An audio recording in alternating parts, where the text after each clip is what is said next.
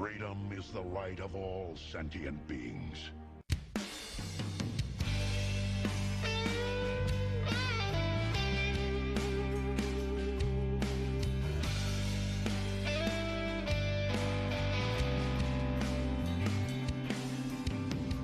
It's 3 a.m. and the sirens are going off.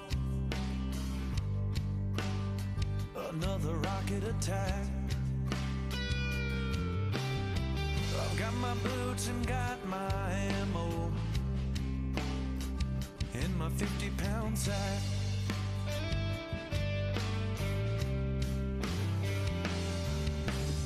A 100 boys headed to war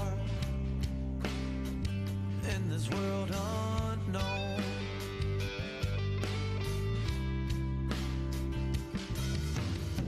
The only peace of mind I've got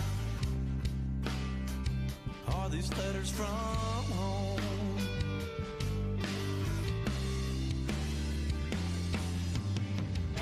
Another day has come and gone. Another night I'm all alone. I didn't think I'd be this far out here.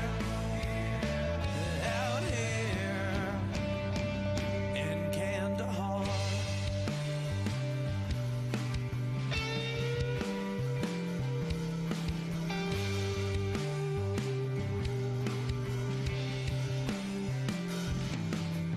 Well, most of us, we made it home, but we never came back.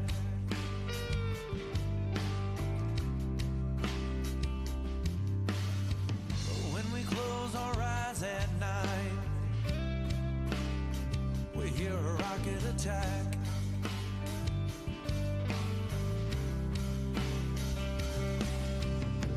I've tried to talk and tell you about it,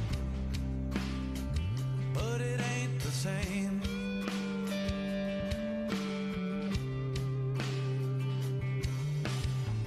All these thoughts that run through my head, well, they can't be tamed.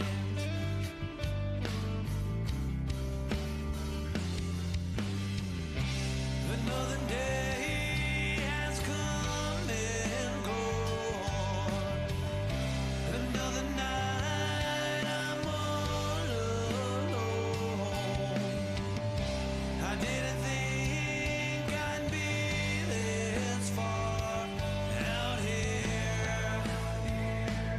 Out here in Kandahar.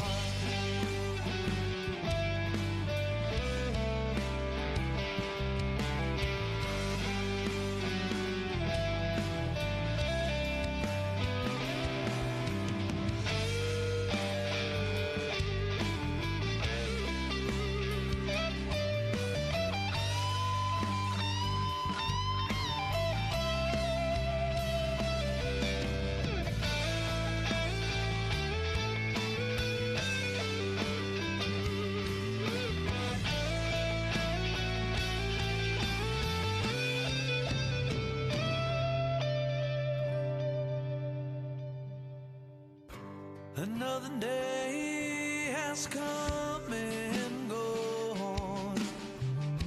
Another night I'm all alone.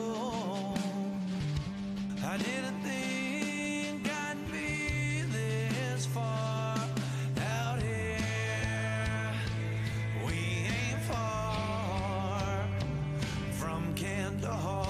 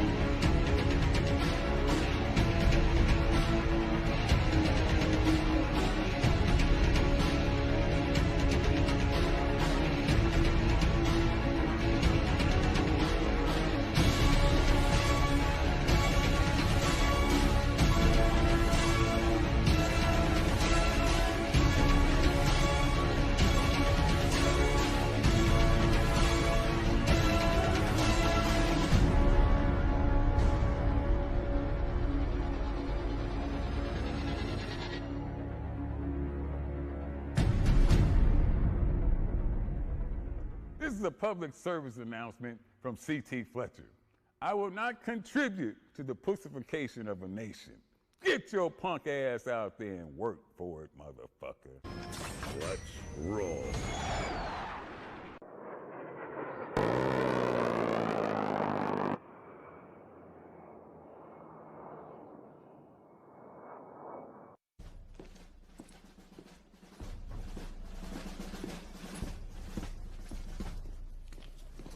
Morning, Sergeant Major. How do you know what kind of goddamn day it is?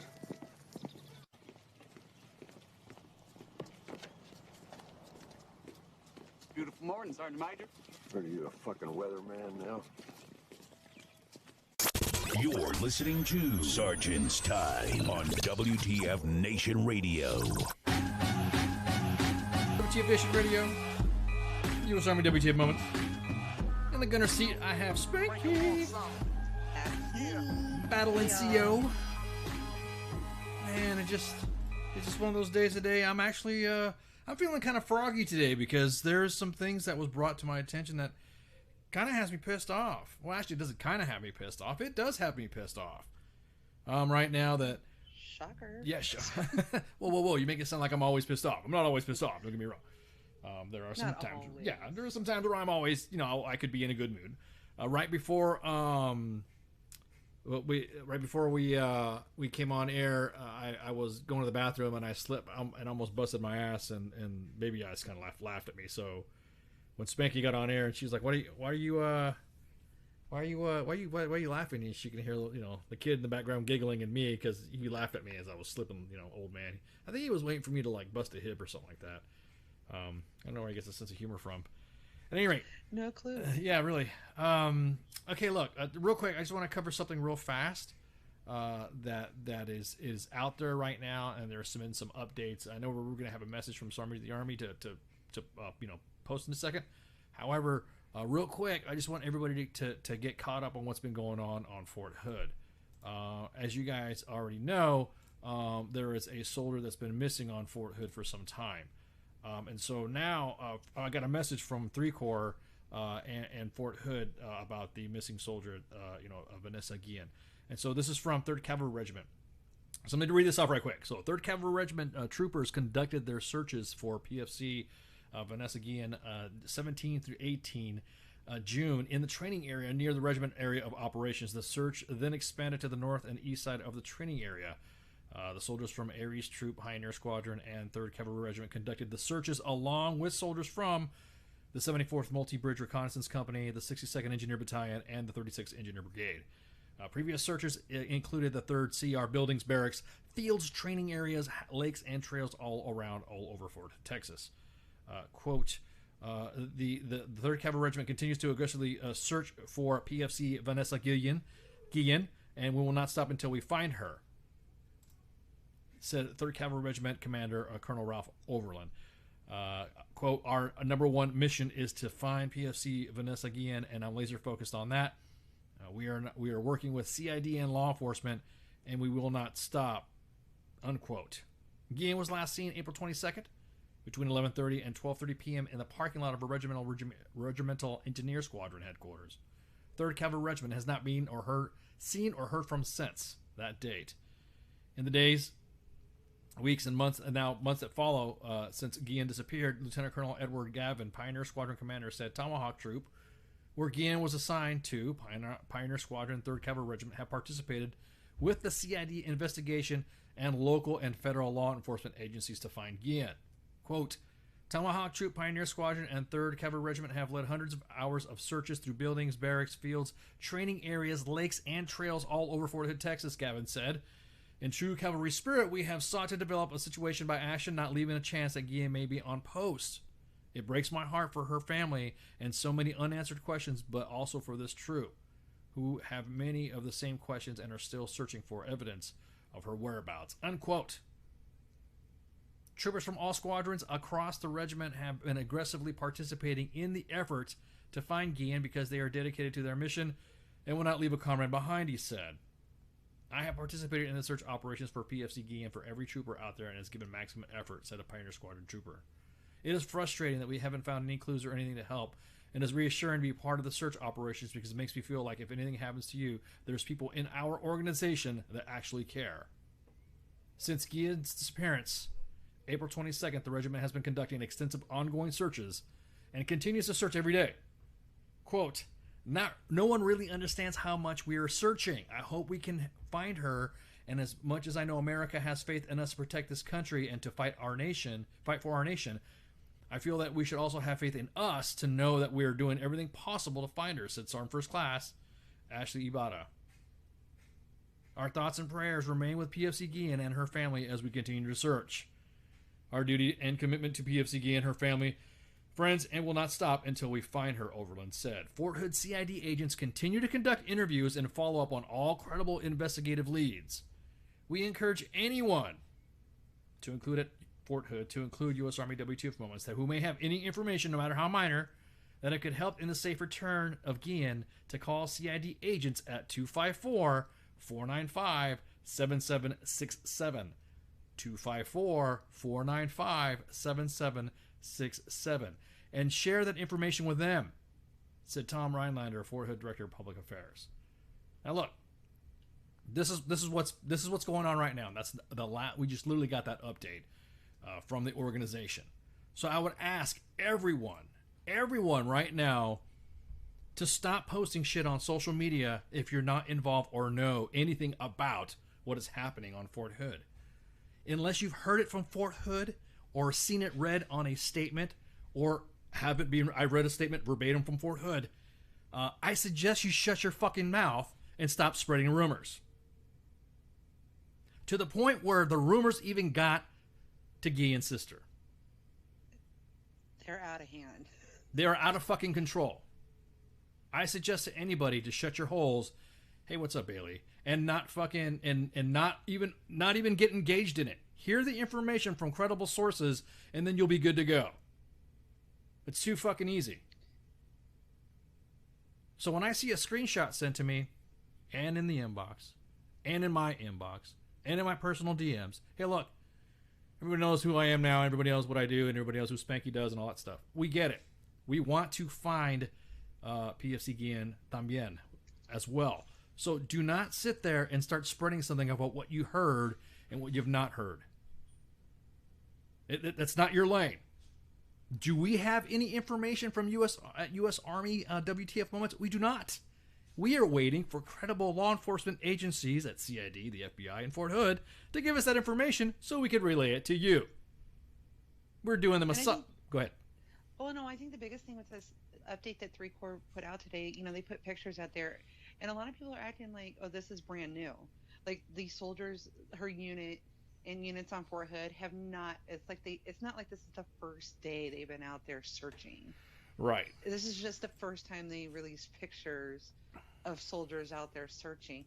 And it probably has a lot to do with, like, a lot of the rumors that are going around and everything. Because there's lots of them, and there is. But, it's not like today was the first day they started to search 2 months later. Right. Their key word in there is they are continuing to search. Yep. They've been out there searching since day one. Right. Exactly. And it's again, it's the frustration that we get. I'm serious. I really get. You're right. Exactly. It's like people don't. Like people who think they know how fucking investigations work. They don't.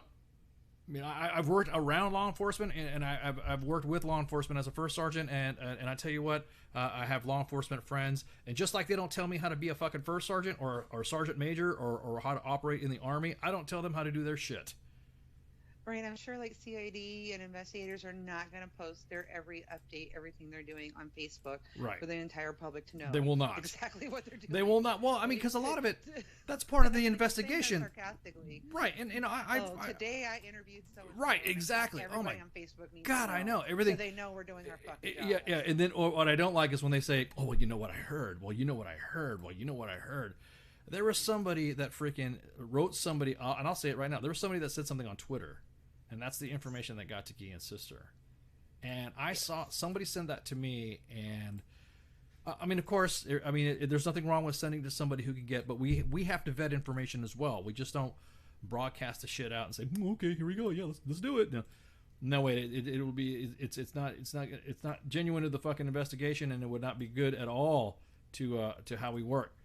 As a matter of fact, it would do a disservice to the search to do such shit. And even if that shit was true, why the fuck would you post that? Right. As if. Okay, no, hang on. Good idea. So here's the pictures. Thank you. Here's the pictures. Here's the pictures of the search. They're searching. Okay. Pretty much, that's telling you right there. They're searching. You have NCOs and commanders who are concerned. They are searching. So when I saw that, I went the fuck off. I went the fuck off to the point to where I engaged the individuals on Twitter as well. That person doesn't have a Twitter account anymore. It's straight fucked up. If you do not know what's going on, stay out of it. Please stay out of it. That's all we ask. That's all the authorities ask too. So. Again, if you have any... And that's all their family asks. Like, if you know something... I mean, it shouldn't even fucking go on, like, social media. They have a number. Call CID. Let them know. Like, if you know something, don't post it on fucking social media. Call the people investigating. That's exactly what they said, too. They were literally saying... People in the social media were like, shouldn't you be, like, giving that to a CID? Shouldn't you be, like, saying that to... Shouldn't you be dropping that to the tip line? Don't you... I mean, are you really that stupid and trying? And a lot of people, I'll tell you what, I don't want to say I hate it. It's just I think it's fucked up when somebody actually goes out and will post something to be like the first one to post. We got to be the first one to get it. Right. We got you got to post. No, you don't. If it's that fucking important and it may help somebody find her, no, it's not about being the first one to know anything. Right. Let the people that are looking for, if it's going to help, great. If it doesn't, okay, fine. Don't be like, oh, I need some fucking internet clout over this shit. Oh my god, that was the biggest thing too. I'm not trying to say I'm trying to get some social media clout. No, you are. Again, that individual no longer has a account. I was pissed when I saw that. I was like, everyone, shut the fuck up and stop. Thank you for I appreciate it. Don't get me wrong. Thank you for the DMs. Thank you for the main. The first thing we asked was, did you send this to CID? Or this is something this is something that I saw. Oh, this is something that you saw. That means you just shut up. Jesus, man, that's how I'm just. It's so sad that the stress that the family must be going through is incredible, and then imagine, and your sister sees that. I mean, her sister saw that. Her sister saw that, and she's like, what's going on? And everyone's like, oh well, her sister's on this timeline here. Oh yeah, her sister. From what I understand, every time her name gets mentioned or anything like that, they're because they like they're grasping at straws. They're looking for her. There's nothing else they can do but wait and hope. Yeah, I can't imagine being in that situation. No, I couldn't either. It's heartbreaking. It is heartbreaking. I just don't want what I don't want everybody to do is get too over zealous in this, and then what it does is then, because here's the way it works, and this is from what law enforcement individuals in that type of stuff they said. For every bullshit lead that they lead to adds another additional time for her to continue to be missing. In other words, it's if they're credible fucking leads and there's something, I'm not even going to repeat what was said, because I don't want to interfere and mess up the fragility of the investigation. It's fucking fragile time and shit. Oh man, it's just, dude. I mean, she's already been missing since April. Yeah, almost 2 months. Right. So it's just,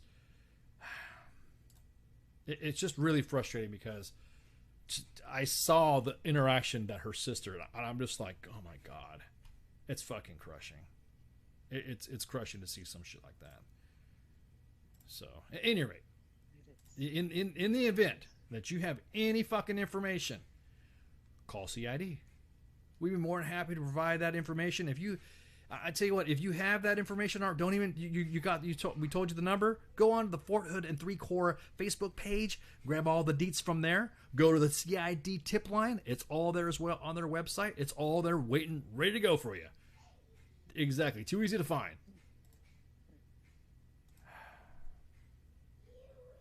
Yeah, exactly. I know, man. Right. Yeah, baby Ice is going on. She's out there somewhere. Right. So anyways, again, I'll repeat that number. 254-495-7767.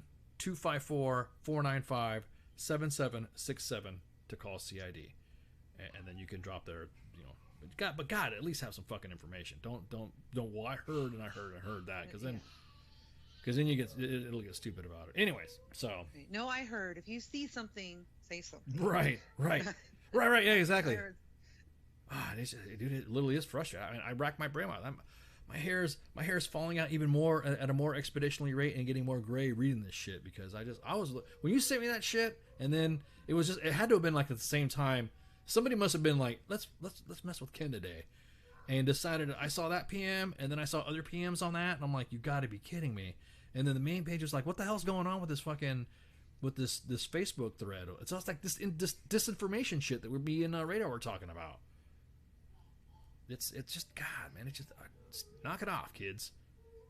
Yeah, you're right. You're right, Bailey. In situations like this, there are people that are too many people looking for attention. God, man. All right, so. Like, seriously. Yeah, find something else to look for attention for. Go to Instagram, push your ass. That's like the normal way. Go to what was that? What's that? Members? What are people now doing? The members only or the OnlyFans. OnlyFans, yeah, OnlyFans. Go there. Go to OnlyFans. You get paid for attention. If you want attention, OnlyFans. There you go. If you're that much of a freaking of an internet attention person, then go for it. That's the place to do it. So make a couple bucks at it too. But you were saying something about you said Natalie Quam's involved in this? Yes, she is. The family, I guess, has hired her.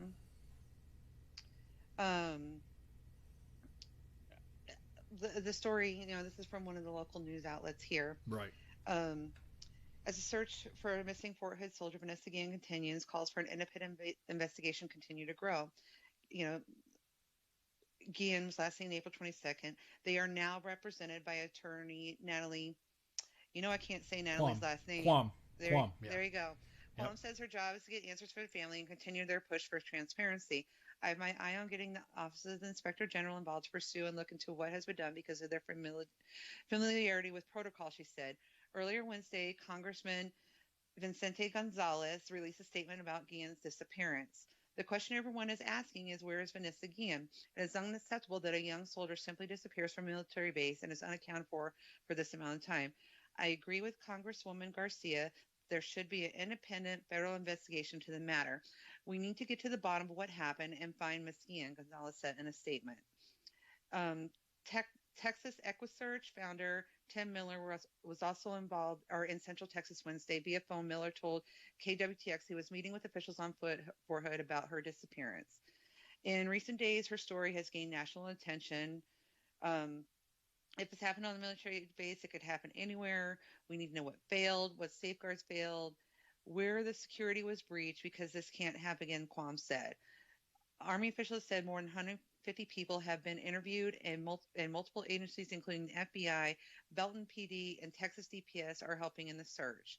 We know somebody out there has some very critical information pertaining to this investigation, and we strongly encourage you to do the right thing and come forward, spokesman Chris Gray said.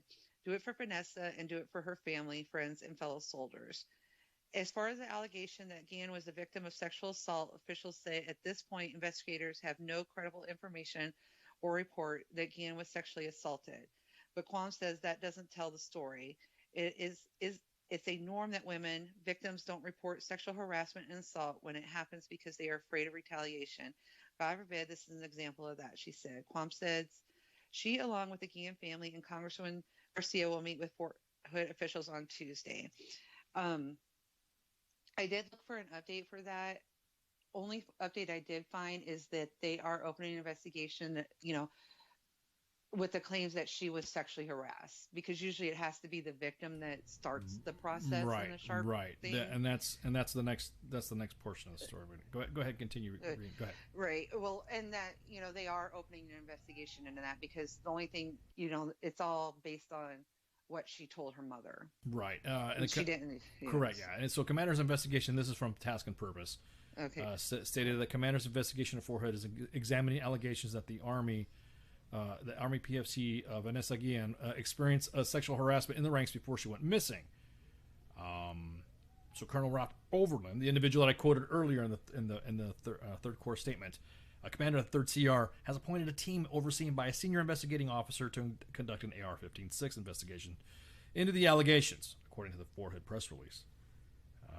Quote, I opened up an investigation concerning the information provided by Guillen's family that PFC Vanessa Guillen was harassed prior to her disappearance.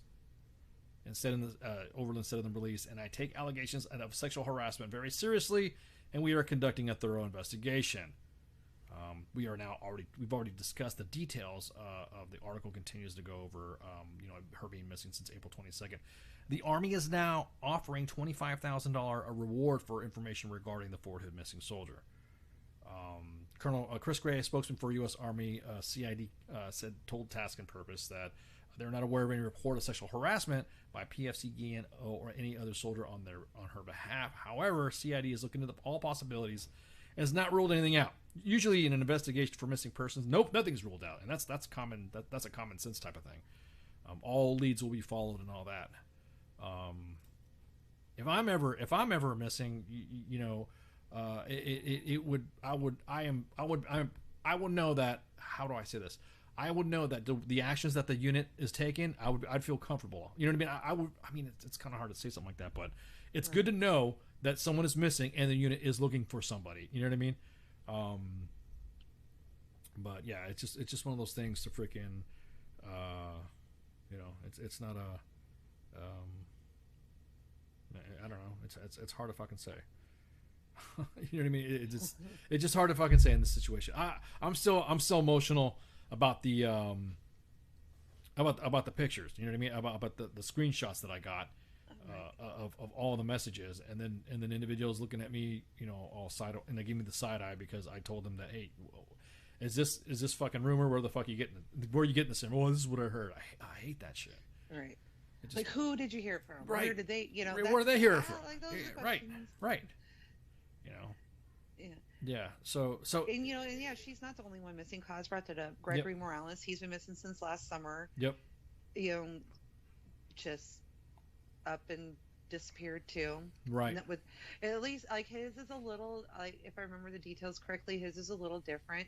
Like, it wasn't like hers is just like left her keys, left her the car, just disappeared out of nowhere. I believe Gregory Morales is like, I'd have to look up his exact details.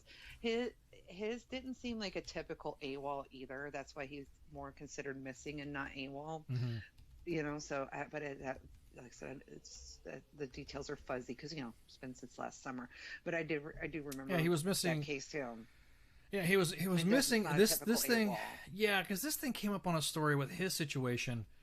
Is because he was missing since August of last year, and he was seen driving a 2018 black Kia Rio, and it was one of those things to where they were trying to say that it was something that had to do with like a church. They were asking like if a church had something to do with people missing out of Fort Hood. Oh yeah, there's that crazy church here. Yeah, well, that's another thing too. I don't even know what the hell kind of what is this? I mean, I've heard now this right here. We've seen pics I've seen pics on social media of a church and individuals giving their recount, and they said they have filed police reports. So I guess that's the same thing. But I guess there's supposed to be some church there that's like trying to lure people in a parking lot. I guess if you go somewhere and they say, hey, you want to. It's almost like televangelism type stuff, and then it's just like a crazy cult like church. they're very pushy in their recruitment methods. I've never been approached by them. Trust me, you would hear about it if it was me. Right. Because I don't do that. I just know. But no, they're very pushy in their recruitment methods and trying to get you to join their church. And I guess once they get you there, because they would never get me there, but I guess once they get you there, it's all about you got to donate like all of your money, and they make you dependent on them, and I don't know, separate the men from the women. I've heard all sorts of things about that, and I guess they keep kind of moving buildings or something. This church has been around, and these stories have been around Hood since Right. I don't know, years, and I was going to say, I don't know. is it like You the know, is you it like be the driving around and looking? it's just You can when Google you them on Yelp them and everything. yeah, well, I was just saying it was just like and this isn't new. yeah, I was about to say you were saying that it was not a common I mean it's everybody knows about the church and all that, and I mean of course everyone's going to be like, oh you're bashing religion. They used to try to come around reception. I wanted at Hood reception for like 3 years. Right. And yeah, it's like, no, you see these guys, let us know. Because they're not allowed around, especially around the brand new to Fort Hood soldiers that don't know any better. Yeah, it's like, no, it's like, let us know and kick them out. They're not allowed here. No, we don't allow any soliciting at all, like in reception area, unless they're Fort Hood National Bank. Fuck them guys. But anyway. No, I mean that's yeah, it's somebody. Yeah, it's one of those things to where you don't sit there. I wonder if how come. I wonder if there have been any, and this is just a question just for the room. I wonder if any military officials have put these individuals off limits. What's up, Ian? I see you in the chats. What's going on, Ian? I see you, Ian in the YouTube. I see you. Yeah, I wonder. You know what I mean? I don't know if it really doesn't make. I mean, because that right there in itself, aside from people just saying that again, like you were just saying, there was an overly aggressive religious group. And yeah, right, Blake, exactly that. Around Fort Bragg, do the same thing. They do the same thing. At Fort Bragg, they guiltify you for not, going to church, and then, and then the next thing you know, they'll ostracize you if you do something that's outside the church, even though church is supposed to help you be a better person or help you become better or whatever. I know what you're talking about. Not all my people are gonna be friends are gonna be like, oh, did you clutching pearls? Did you just really say religious all messed up? I'm like, oh my god. If you don't already fucking know me. But again, yeah, so that kid. Well, no, and I wonder if it would be like, can they legally make a church off limits? Ooh, well, there's a group out there that says certain things that are that was that atheist group that says you can't do this stuff on church because it has a religious connotation, and you can't make soldiers do Christian services and stuff like that. You know what I mean? Well, I mean, you can't had that make case before. them do church, but can you say you can't do? I mean, well, that's just it. I don't know. I don't make these rules, but like, can you say it? No, you're not allowed to go to church, right? Because that sounds a little like not legal, So I don't know. I'm like, I mean, they're not. How do I say this? Everything I've read about them is like super cultish, but nothing is illegal. From what I read, like it's all super shady sounding to me, but obviously they're not holding anybody against their will publicly. Right. I mean, if like, right. or else. I mean, it's still like all out fucking open. I don't know, but people, it's here. But don't people like say something about Scientology or something like that? I know this is a real fucking tangent we're going off on, but I like saying, I'm gonna have fucking Tom Cruise call me up. I thought we were cool. Sorry, dude. Right. I just made something. You were supposed to be a Top Gun. No, well, sorry, bro. We're talking about something serious. Yeah, I don't know. Does it get too pushy? Or when does an organization get too pushy when it comes to? I mean, USAREC does it. Wait a minute, the Army's not a cult. Well, I don't know. I take that back. There's some individuals we have our own language. We have Big Sarge. Yeah, Big Sarge does kind of make it kind of cultish, doesn't he? Here's a picture of the kid that's missing, Gregor Morales, out of Fort Hood as well. So that's a picture of him, and he was missing too. And so again, I just want we were gonna get to that. We were gonna get to that point, anyways, guys. We were just hitting on that one because there was a statement that was provided. Any other statements that 3 Corps provides, and we will obviously put it on air or on our social media or send it out on the main page to get it out to y'all's. But again, yeah, he's been missing since August of last year, which is kind of like wow. But just so until we find out what's going on with him, we're waiting on updates.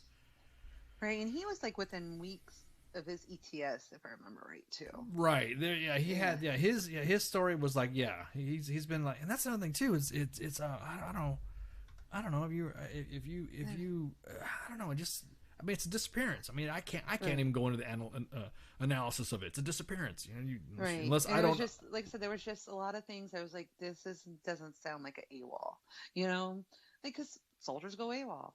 That and that's why they like right. Yeah, are they missing or are they AWOL? Or missing or are Right. they AWOL? And it's kind of like you like what makes leaders decide that Right. In Vanessa's case, it seems pretty obvious she's missing. You don't leave your car your whole life, your keys, everything. With him it was like the same thing. It's like he's within weeks of his ETS. Right. It's Right. like, there's too many things that are saying, right. no, this doesn't sound like you should have went AWOL. No, right, or exactly. I mean, no, because when I was getting ready to get out, everybody fucking knew I was getting ready to get out. Everyone's like, yeah, got it, Ken. You're yeah, my bitch. I'm like, here's my clearing papers, and hell, I was bugging you about it, giving me my fucking updates daily. You're like, how's clearing going? I'm like, look at this, Right. Like, and I was like, look at the stamp. I got the CIF stamp. I got the little boot, Fort Bragg Fort boot. Little boot. So everyone's like, yeah, you're right. It's you're going to know, you're more active, I guess, when you're getting ready to ETS. But yeah, exactly. So again, and both rewards are $25,000 reward to locate Gregory Morales and PFC Vanessa Guillen. So again, that's all the news and update that we have on those specific case. So with that, we can go ahead and continue with the show. Again, hit up social media, hit Fort Hood. You got the CID. Information already, and so with that, then we'll just hope for the best and hope for the families. All right, so that was a real quick I think that was almost a 40-minute breaking news event. Right. I don't care if it lasted 2 hours, as long as we get you guys all the information that we know, and to let you guys know that if you share some bullshit, I'm gonna call you out. And you might have some accounts missing. So, anyways, real quick, we got about 10 minutes. Let's hear a message from Sergeant Major of the Army, Grinston. Well, thank you everyone for joining us today. This is I got a series of firsts. This is our first Microsoft Teams through Facebook Live. So I appreciate everybody tuning in today, and hopefully this will go smoothly. We got a great forum. We got a great panel. And we've done this about 6 or 7 months ago. So for everybody that's tuned in again, I really appreciate it. As we return to a physical fitness test, we just published the Army directive. And I just want to make some clarifying points is that when we return to a combat fitness test or a individual physical fitness test, we want to make sure that the individual fitness test is the current physical fitness test. That doesn't mean that we're starting next week. So all the policies and procedures are still in effect, meaning we've postponed until further notice that, the APFT and the ACFT has been postponed. So we're not taking those as an Army yet. So that directive still is in place. But the new Army directive ensures that when we get started back, we will actually take the Army combat fitness test. Some folks may not have been doing unit training. Some were doing small units. But when we come back, I want to ensure that everybody is training to the new test. And that's why we've made the decision to go the Army Combat Fitness Test, not to take another APFT and then go back to do something with ACFT. So that's important, is that from now on, the test of physical fitness for readiness is the Army Combat Fitness Test, with only one exception. That one exception is if you have not passed a current APFT, you will have to go and are required to have a valid APFT.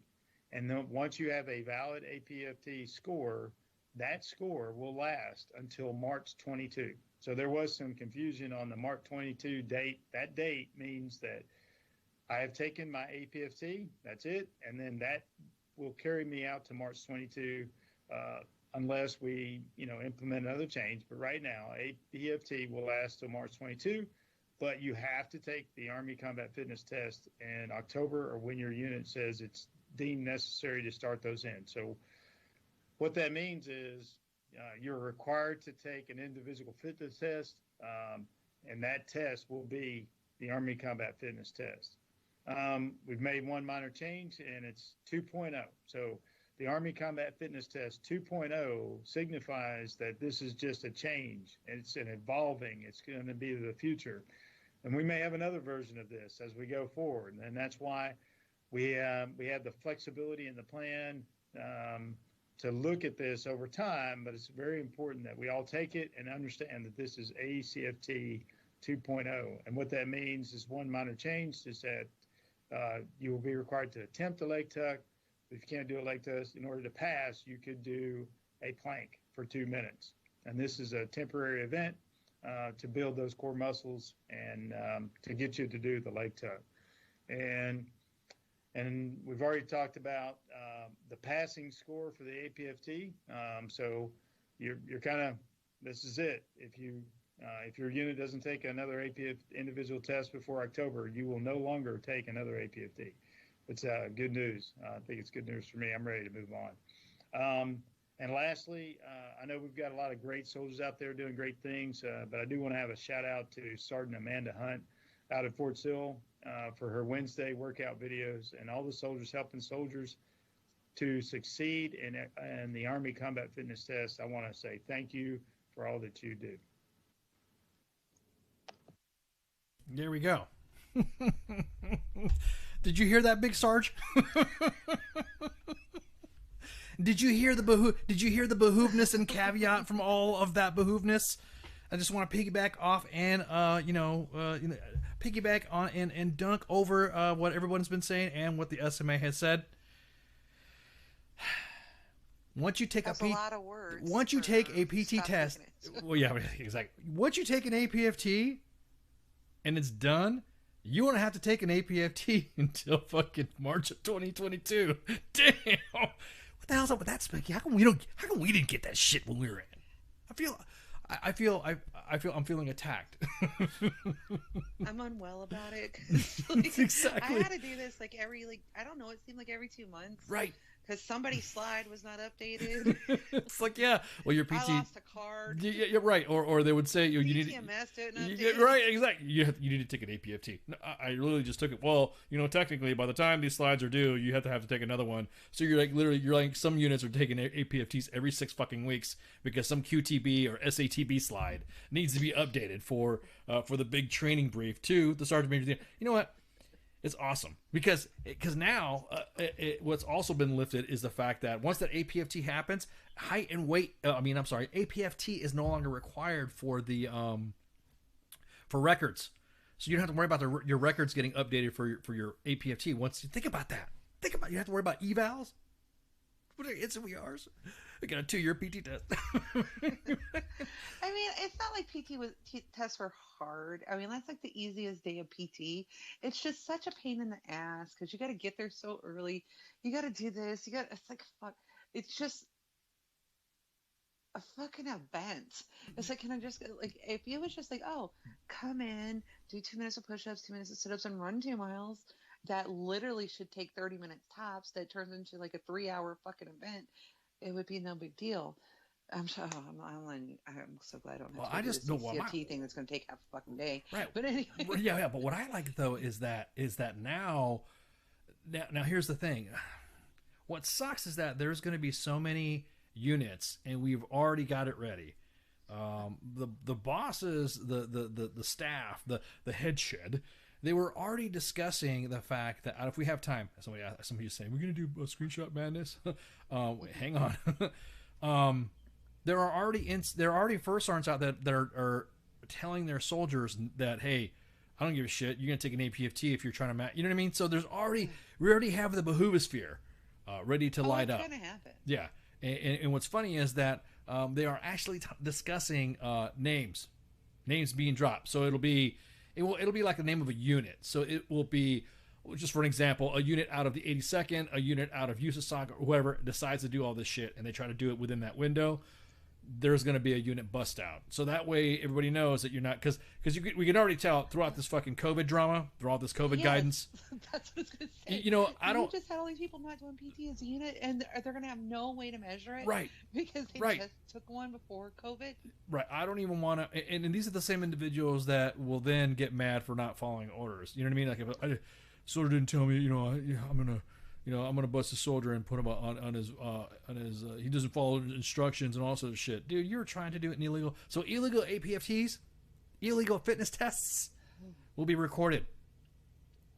It'll be recorded and posted. Units of.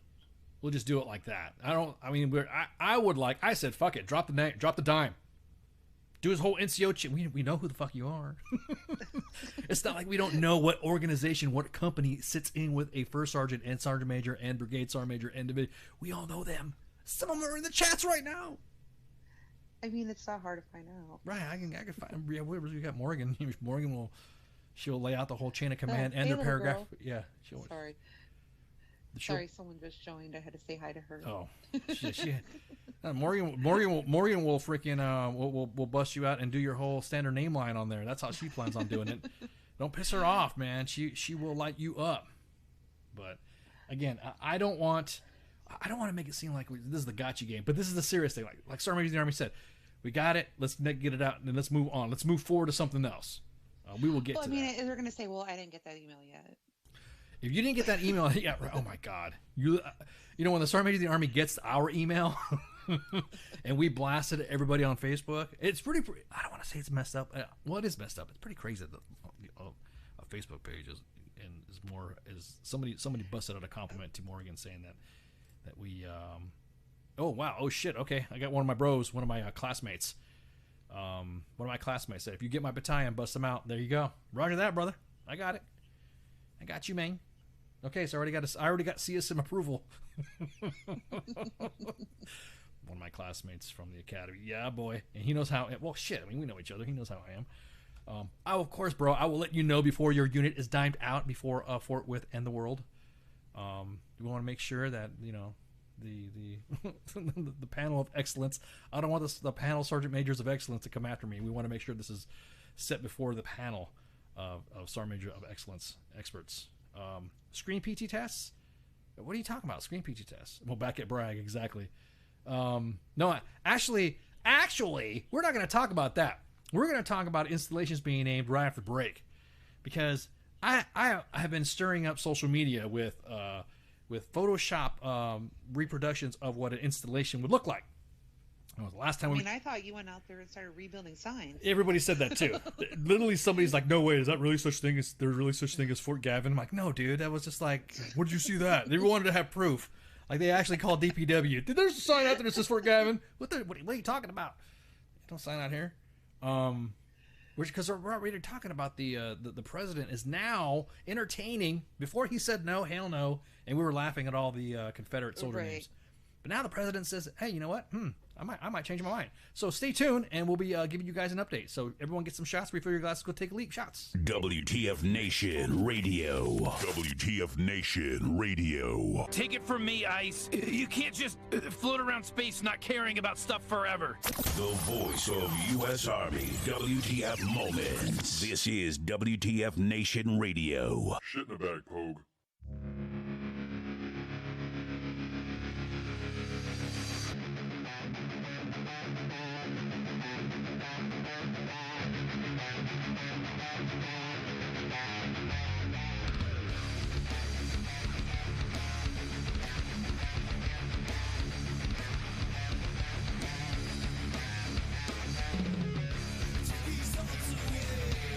Nothing feels the same. Left it all behind.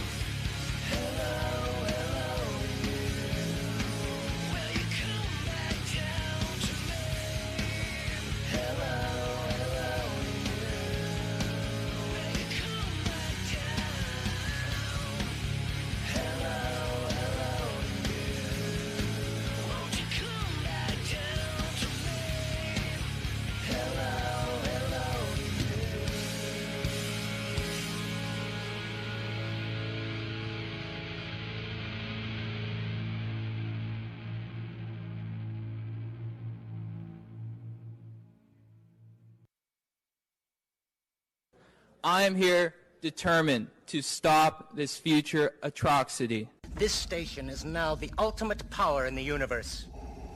I suggest we use it. The voice of U.S. Army, WTF Moments. This is WTF Nation Radio. I find your lack of faith disturbing. Everything stated on WTF Nation Radio is to be considered the opinion of the person that stated it, and not an official representation of WTF Nation Radio or U.S. Army WTF Moments. Price does not include tax, title, or license. Some assembly required. Each item sold separately. Batteries not included. Objects in mirror are closer than they appear. If conditions persist, contact a physician. Individual results may vary. Keep out of the reach of children. Avoid prolonged exposure to direct sunlight. Keep in a cool, dark place. And please enjoy the show. Show. Welcome back. Okay, so last week, I kind of caused a disturbance in the force. Far be it from me to be not, I just ask people, ask me questions and say, hey, Ice, what do you think about this, or how do you feel about that? I know I got everybody on the feels at one time when we talked about Alwyn Cash, Sergeant First Class Alwyn Cash, who was burned alive while he was rescuing his soldiers and eventually died and was put in for a Silver Star. And of course, we are now in the campaign. Yes, me personally, I am in the campaign to upgrade his award to Medal of Honor. We also talked about renaming installations of Confederate generals to names of individuals that I don't know, aren't traitors, aren't rebels, aren't, I don't know, they actually people who are to deserve. We think deserve it. We talked about how our background and our upbringing on how such issues, how some people feel really, really, really fucking personal and emotional about it, and there's people like me that just doesn't give a shit. Do I need to hang on. This right here reminds me that we need to go ahead and do this right now. So that way it sets the mood, because God, people are gonna lose their shit when I start doing this. I had suggested different names. Some of them are Hispanic and African American, and different descents and different backgrounds. NCOs and officers for Alwyn Cash for Fort Benning.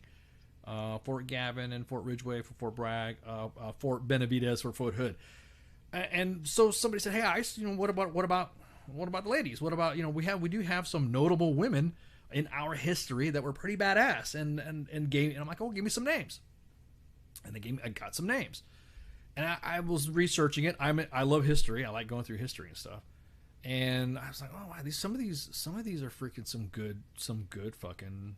These are some good names." So with that, I'm going to, again, trigger everybody. So if you're weak in your manhood and you're not comfortable with a woman being named for an installation, then go ahead and leave right now, because we're going to troll you if you're talking shit. I'm just going to tell you right now. I don't give a fuck how you feel about it. These are just names. Nothing has been put in legislation yet. There's been nothing written. I've not sent a message up, yet. We didn't go out and rebuild any signs. Exactly. Though I do feel like I think I should. Let's do it. Yeah. I think we should just go ahead and all of a sudden people will just show. Little hard hats and put little hard hats on and just. Oh my God! Could you imagine if we trolled the army by doing that? Oh my God! Don't give me ideas. I want to say don't even give me ideas. Nobody would probably even question us. No, they would. No, they would look like legit. People would be driving by, because that's what I'm saying. People wouldn't care. People were like, oh, I guess the army went ahead and changed the names. Get away with the whole thing, right? And then it'd be like, what the fuck? Yeah. It was like it'd be like, and all of a sudden the ghosts come out of the background. My dearest Jessica, Ice has fucked up the world again. I have risen from the grave, because now Fort Bragg is changed to Fort Gavin. This is straight bullshit. Along the lines of the Confederacy. Fuck off with that shit. I don't care. Here's another thing too. A lot of people who say they were claiming from the Confederacy and stuff like that, were you really were you really connected to it? What's your beef? I mean, I really want to know. What's your beef with it? I mean, is it really? What is the dramatic reason why that you feel so impassioned to fucking that the name get changed? Everyone's like, oh, it's a change of history. You know how many times we've changed history? We've changed names and documents of buildings and stuff like that, just because we've renamed. Like if we say, like if there was an old building that was named something else, and we renamed it to something that was more modern, to where a younger generation, or at least somebody in my lifetime, you can kind of go, yeah, I can see that name change. Didn't give a fuck who it belonged to at the beginning, right? Did you care? Like I didn't. There's some buildings that I know have been changed names, and I realized, and I did some research on this, that have been changed from several different names. I literally heard like one argument today that I'm like, all right, I feel you. It's like, I'm going to have to change my address. I'm going to have to change like my driver's license. I'm going to have to change it. Right. And I mean, I completely feel you because I am like the laziest fucker ever when it comes to that kind of shit. I have been divorced since 2007 and I still have the same last name. Amateur. I'm just saying. Because fuck it. Well, yeah, because so for you it's a convenient thing. That's how much I do not care about names. Right, that's what I'm saying. You only ex-husband's last name. Right, that's what I'm saying. So you're still. I didn't change that shit. Yeah, exactly. So it's a matter of convenience, right? So it's a matter for you. So to you, it's not a big fucking deal, right? It's not. Who cares? It's just I'm like, oh my god, do I have to change this? I mean, I don't live on Hood anymore. Right, but it's not. I did, and I'm like, oh shit, I'm gonna have to change this. All my little stickers I got to stick on my envelopes, like I mail anything anymore. I kind of get that too. That there are people. That's probably the only like legit argument that I resonated with. Right. I don't even want to know. I mean, I don't want to know if it's deep down or whatever. I can never get the legit. I can never get the question of who, no, it's not like anyone's suggesting they change the White House to the MAGA hut. Chris, I wouldn't be surprised. Don't let D. Treasy know about that shit. Don't give him that idea. Don't give him that idea. He'll be like, yeah, that's a great idea. I think I should change the name. It's a good idea. I think I'll change it. I'll change, and it'll be a beautiful MAGA. And then W shows up. I don't think so, bitch.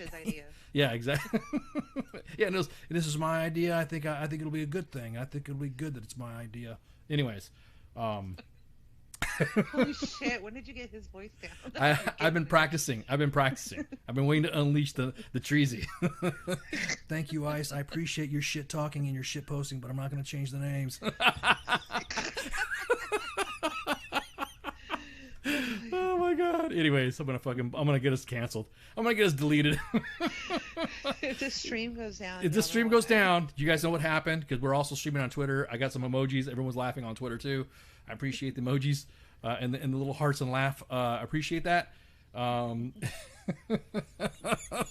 Just sorry. Oh my god, it'll be beautiful. W, what are you doing here? She's not changing shit. Leave my building alone. It's not going to be the MAGA hut. Anyways. At any rate, we're going to go ahead and start.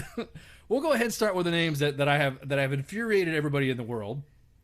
And yes, exactly that. Just like that, bro. And last time I did this, there was some mad shit talking, and I got my shit wiped. So, anyways, so I am now going to go into the names of again. These were some names that someone pitched to me. I was like, hey, let me just see what it would look like on an installation. And of course, this is going to get everybody all fucking riled up. So the first name is going to be what I consider the mother of special operations, and I consider this, no shit, for the time in the 1800s, the mother of special operations and unconventional warfare, Harriet Tubman. Harriet Tubman ran a network throughout the South, what everybody knows as the Underground Railroad. She also believed in carrying weapons and ensuring the security of the slaves that she'd rescued as she ferried them, through the north. If you read her story of what she did during escaping from slavery, then you'll kind of see, holy shit. This is don't get canceled. I already got my team. Don't get canceled. Everyone's like, don't. So I'm gonna do it. She literally assisted in what we would consider in the unconventional warfare realm, underground rat lines and cutouts and discussing talking to individuals through an underground network. We own Special Operations owns the underground. So if there was anybody that would be named or would be considered the mother of Special Operations, would be her. They literally worked out through getting slaves escaping from their plantations. Although, again, I think that's if you there's some movie. I think there's a movie called Tubman. There's a movie called Tubman. I think that was released. But she was It was not expected for her to like, nobody expected her to do it. It was like, oh, okay, whatever. Whatever, you know, she was like, all right. She saw herself, she was able to see that during when the Civil War broke out, she saw that, you know, a Union victory was a key step to the abolition of slavery. She knew, she saw it. She knew it was, oh, okay, well, here we go. We're going to fucking do some shit like this. This was going to happen. And then she met, she already did her network. Again, this is unconventional warfare stuff, right? She met with General David Hunter, who was a strong supporter of abolition. And he declared of all the contrabands in the Port Royal District free and began gathering former slaves for a regiment of black soldiers.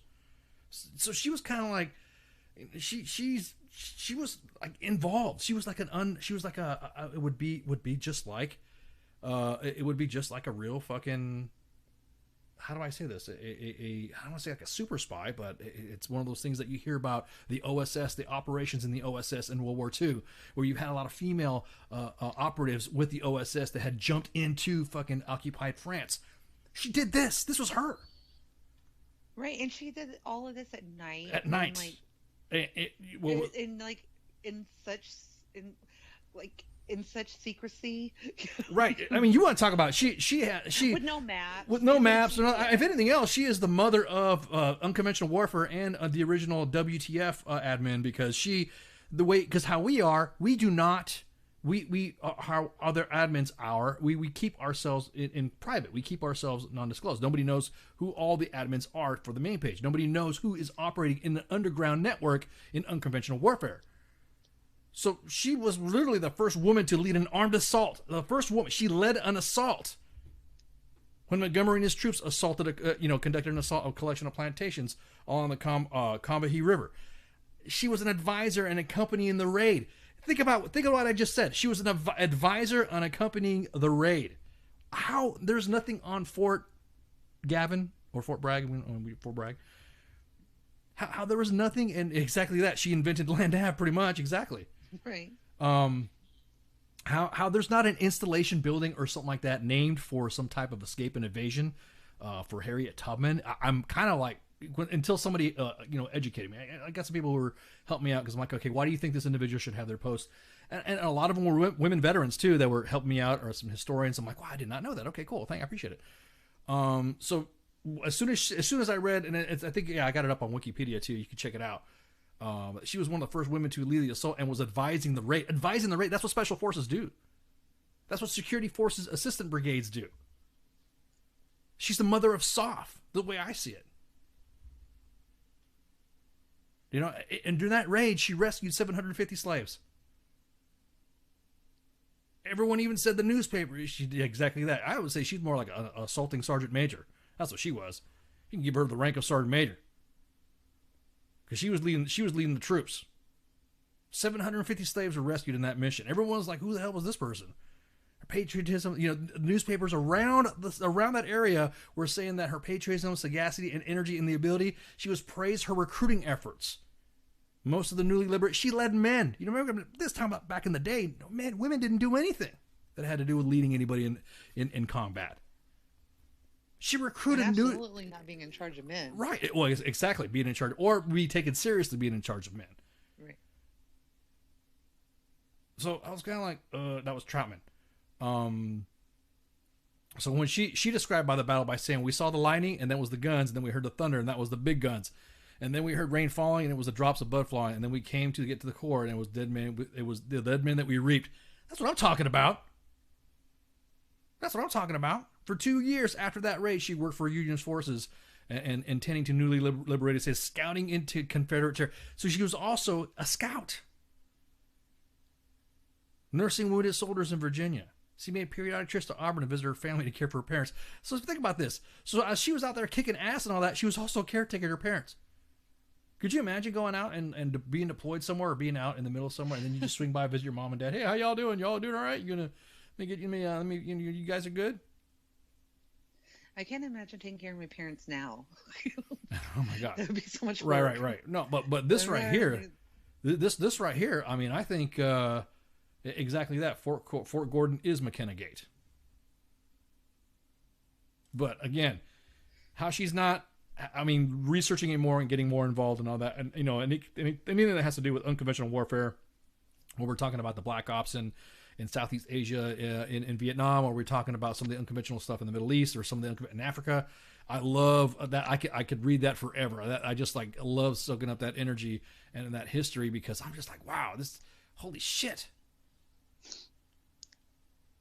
Now, she spent her remaining years in Auburn, and then she hung out. I guess was born as a guy. Who was it? So I'm looking right here. So one of the people she took in was a 5'11" tall farmer named Nelson Charles Davis, born in North Carolina. He had served as a private in the 8th United States Colored Infantry Regiment from 1863 to 1865. He began working in Auburn as a bricklayer, and then they got together.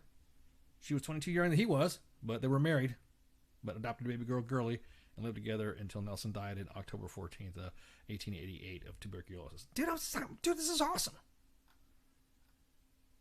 It is. Did you see that quote?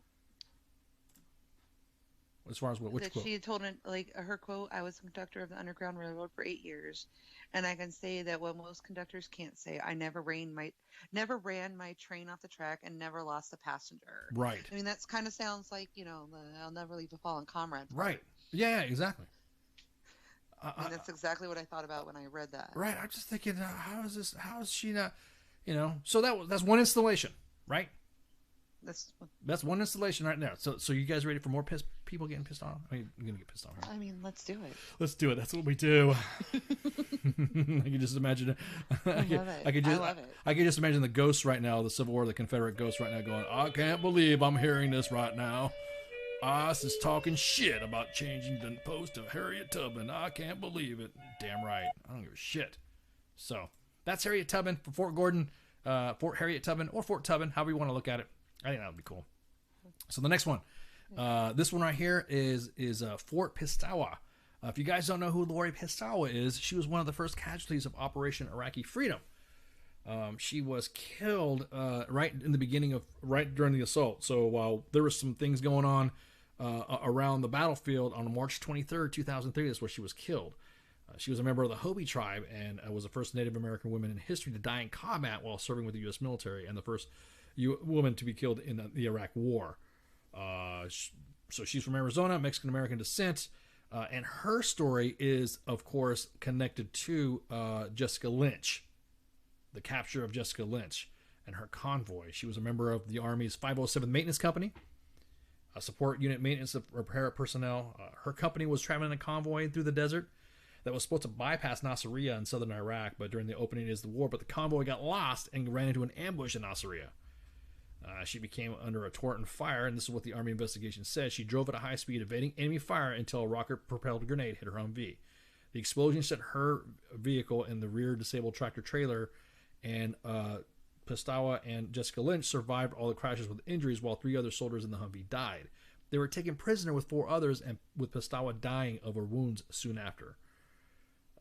There are some video prisoner wars. Piestewa, filmed shortly after she died, before she died in an Iraqi hospital, was shown around the world, of course, on Al Jazeera. And then she was, wounded in the head, and it was impossible to perform any type of the neurosurgery that she was at the Iraqi civilian hospital during wartime conditions. So that's how she passed away. She was awarded the Purple Heart and the Prisoner of War Medal, and she was promoted from PFC to specialist. Now, the reason why I put that as a replacement for Fort Polk is Fort Polk is the area where the Army goes and trains lessons learned.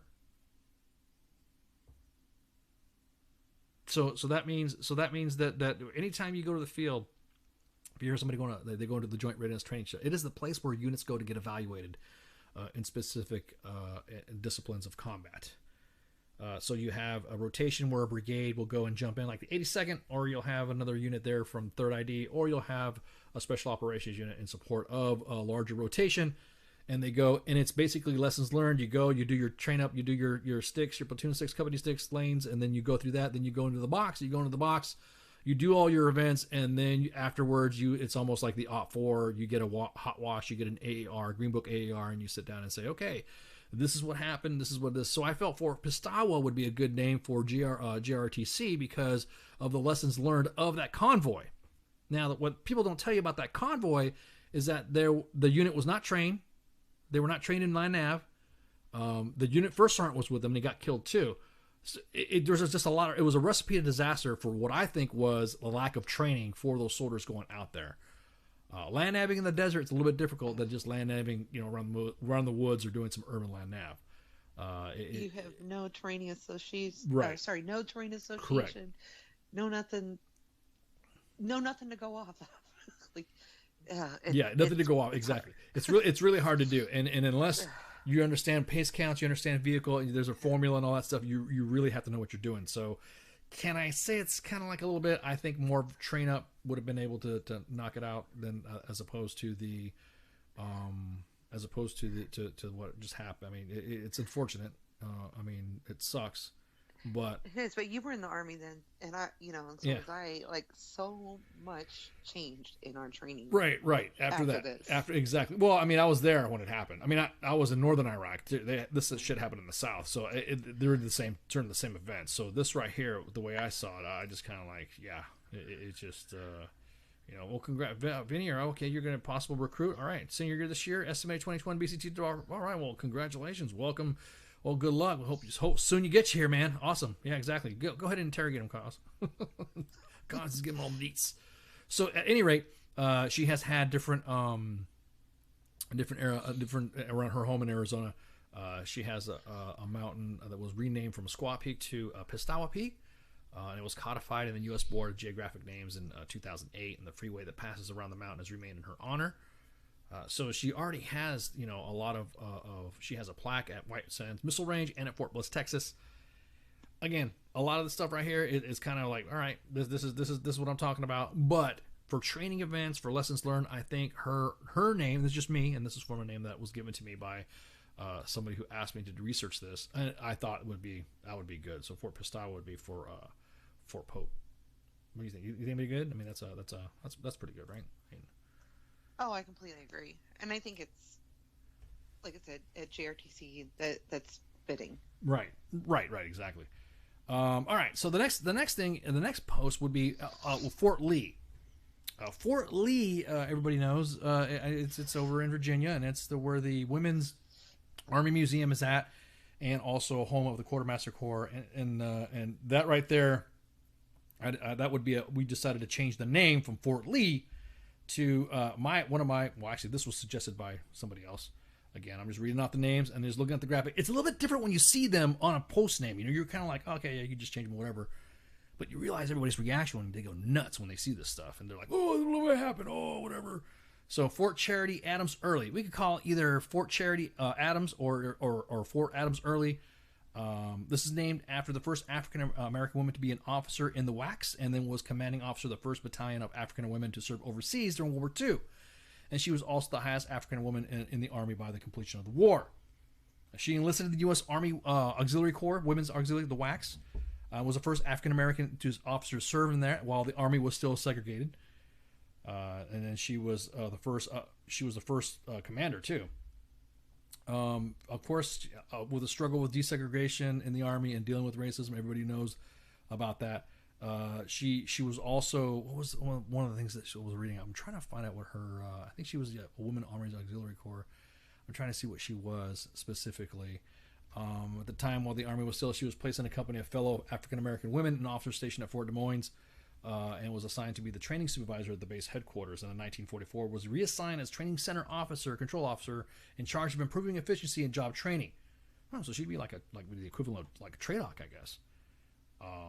So just serving an officer. So she was like a property book officer. So she would be like a finding lost property and summary court officer for handling women's minor offenses. Remember, it was segregated. It was even when women were segregated.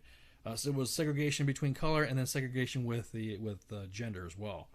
In 1944, in December, Adams led the only company of black WACs to ever serve overseas, and they were stationed in Birmingham, England. And the women began to socialize with the citizens and broke through all the prejudice on all sides and was put in charge of Postal Directory Service Unit. So another part of her job was include raising the morale of the women, and then achieving this by creating beauty parlors by the women for the women to relax and socialize in. She was appointed in 1945 as the commanding officer of the 1st Battalion of African American women for a Central Postal Directory Battalion, and they were stationed in Birmingham. 3 months later, they were moved to Rouen, France, and then Paris. and they were responsible for the delivery of mail for over 7 million soldiers of World War II. So she was like, I guess she would be AG. That would be more like AG. Yeah, because postal falls under AG. So I mean, so why not? you know what I mean? What's that would be, that'd be a good one too. I mean, Fort Lee. I agree. No.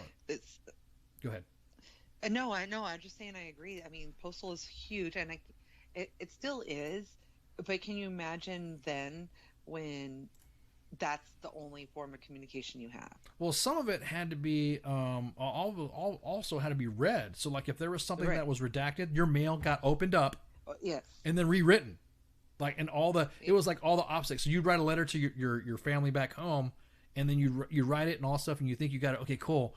And then they got a hold of it and they opened it up to make sure that there was nothing operational wise, or there was nothing like. Could you imagine that? Like, all of a sudden. Can you imagine that now? Yeah, people would freak out. People get so like pissed off. All we do now is, like, you know, we kind of still do common blackouts. Like, if something happens, they right. Nope, you can't call home. Right. It still gets through. It still gets through. Right. There's a million ways to communicate now. It's not just we can shut the phones off. Right. Or we can shut the Wi-Fi off. Yeah. Oh, somebody shut. Oh, they're gonna complain to the main page. Hey, they're talking about checking my mail. Well, you know, you kind of have you know, it's supposed to be really doing, you know, checking out some shit and all that stuff. So, like, who writes letters? Right. Who would open a letter now? Right. Exactly. I mean, our mail does still get opened. You know. To some effect. It goes through the X-ray. It goes. And there's just in there. Right. There's something fishy. People be like, "What the hell is this?" And you open it up. Okay, it's nothing. It's not a big deal. Yeah, and then I'll get a memo in it saying, we opened your mail. Yeah. We thought you might have had something in here. You thought I had something in here. Don't worry about this. And you got like fingerprints all over it. I'm like, oh, thanks. Yeah. So it's just coconut oil. Sorry. it's just essential oils. But yeah, but seriously, can you imagine like what they had to do then? Right. No. Well, she was responsible for all the mail in Europe. I mean, think about that. She was responsible for that. I mean, nothing wrong with that. Shit. Right, and like I said, that was their only form of communication then. You know, they didn't have cell phones. You know, I think that's a worthy name for Fort Lee. Like I said, it's already and she was born in North Carolina and grew up in Columbia, South Carolina. So, hell, any installation around there could be named. Right. Could be named for her. So that's pretty cool. So Fort right. Charity. We're not saying that this has to be this post. Right. Exactly. Everyone's getting like, hey, how come this and how come that? Whoa. Oh, this is a Gordon, maybe? Right, any of it. But my thing is that I'm merely showing the audience what it would look like. If, you know, because, again... If we went out there and changed the names. If we went out there... DPW hats. Yeah, exactly. If you see you know, two individuals, if you see a man and woman out there with bright red and yellow, you know, reflective vests on, and we have hard hats that's got the WTF Nation tag on it, and you see us taking down signs and letters, and then... Well, hey, we'll get your car and we'll get your truck and my truck, and then we'll park it with a little wig light so it looks like we're, you know, because that's like the new hotness now. I can do this. Yeah, we can put some wig light. Buy those on Amazon. Yeah, exactly. You go buy there, pick them up, and then we're good to go. So at any rate, mind your business, worry about yourself. Right, exactly. So everyone's like, I'm getting chats. How come we're talking about women? Because last time we talked about men. Last time we talked about individuals, and you know, and of whatever color and of all colors. So this one we're focusing on because it was a good point. Somebody brought up to me, like, what about women? So okay, let's change it up and see what happens. All right. So the next one is going to be for Fort Hood. Somebody asked about Fort Hood. Hey, what about changing a Fort Hood name? And this name was given to me, and I thought, well, you know what? That's a badass idea. This would be for Fort Hester. Now, nobody get mad. No one freak the fuck out. It's just, again, this is Fort Hester. Everyone's gonna, again. Now, Fort Hester has a distinct honor that nobody really realizes. Well, first off, she was part of the 617th MP Company out of the Kentucky Army National Guard. What she did in Iraq in March 2005, I think. Yeah, March 2005, earned her Silver Star. So she was the first U.S. Army soldier to receive the Silver Star first female U.S. Army soldier to receive the Silver Star since World War II, and be the first cited for valor in close quarters combat. She was also the first recipient of the Combat Action Badge. This one Combat Action Badges were given like legit, for like legit shit. Right. You really not just showing up. You just thinking, there might be a mortar. I think there's a mortar. She was involved in convoy security. It was consisted of 8 men and 2 women in 3 Humvees, and they were shadowing a 30-truck supply convoy when approximately 50 insurgent fighters opened up an ambush with AK-47, RPGs, and then the squad moved to the side of the road, flanking the insurgents, cutting off their escape route. Well, Hester maneuvered her fire team through the kill zone and into the flanking position where her squad leader, Staff Sergeant Timothy F9, was assaulted a trench line with hand grenades. So she was throwing frags and blooping some guys. Bloop, bloop, bloop, bloop. 9 and Hester assaulted and cleared 2 trenches. In a 25-minute firefight, Hester killed 3 insurgents. When the battle was over, 27 insurgents were dead, 6 wounded, and 1 captured. Sergeants 9 and Hester were both awarded the Silver Star. Her 9's award was upgraded to a Distinguished Service Cross. Also awarded the Silver Star was Specialist Jason Mike, a platoon medic who took up and simultaneously fired his M4 and 249 light machine gun in defense of his comrades. Hester later transferred over to the Tennessee Army National Guard. She took a break from the National Guard in 2009 and worked as an officer for civilian law enforcement for agency in Nashville. She returned to the military shortly thereafter while in the late 2010. So, she was the first woman to earn the Silver Star since World War II. Bruh. That's what I'm talking about. What's that? Like I said, I can't say nothing against it. Right. I was saying this is badass. You know that you cannot really. And like I said, this was a young sergeant at the time. Right. You were gonna look at that. A young. Yeah. She joined the Army in April of 2001. Right. And already in the unit, not even she's like, oh, okay, well, whatever. I guess I'm gonna join the Army and go to Iraq. Now the story is from what other people have told me in other accounts, because there was also some I guess some infantry people there too or something like that. There were some there's some people there. She saved a lot more. I mean, the story, of course, does not get a lot more of what is being told, because obviously with the story and all that. Oh man, we should. Hey, Sergeant Hester, Lee, if you want to join on, come on to WTF Nation Radio, shoot the shit with us. Tell us what you think. Having a post named after you. You know what I mean? That'd be awesome. Fort Hester. Everyone's freaking out about that. Oh, that's Hester. Why are you going to change the Hester? I love it, man. I just asked. Yeah, somebody just asked me a question. They're getting all mad like it's actually going to happen. Like I have something to do with it. I wish I had the freaking swagger to do that. Hey, right. D. Treasy changing all these names to women and saying Fort Benning to all one cash. I think that's a good idea. You know what I mean? What would he do? He can't lose with this. Anyway. No, I agree. Like I said, I like this one. I mean, she was a young sergeant. She'd been in right around 4 years. Right. Yep. If that, Yeah. And joined months before 9/11 happened. Yeah. No idea her whole world was going to change. Right. I still live in peace. Spanky doesn't, and I still like her. That's messed up. You don't like MPs? I don't love them. Yeah, well, I didn't say I don't hate them, MPs but I cool. love them. So yeah. Okay, this next one is going to be again for Fort Lee as well. This is the name for Edith Norse I don't want to mess up her name. Edith Norse Rogers is her name. And this would be for Fort Lee as well. She had served in the WACs, and because of course there was a female nurse corps that was established, and in the Army Medical Department, and then there's the Navy Nurse Corps. So she was a nurse. And I mean, I'll be honest with you, the way I see it, her status as a WAC, she introduced a bill. Let me go back a little bit. First woman, American woman to enlist in the regular armed services was 13,000 women admitted to active duty in Navy Marines, and during World War I, a small Coast Guard were women Marines, primarily served as in clerical positions. They received the same benefits as men, and these women were quickly demobilized when hostilities ceased. Aside from the nurse corps, the soldiery became more exclusively male, in contrast to Army clerks and hello girls. The hello girls would be like, "Hello, you're calling post, blah blah blah," the switchboard operators.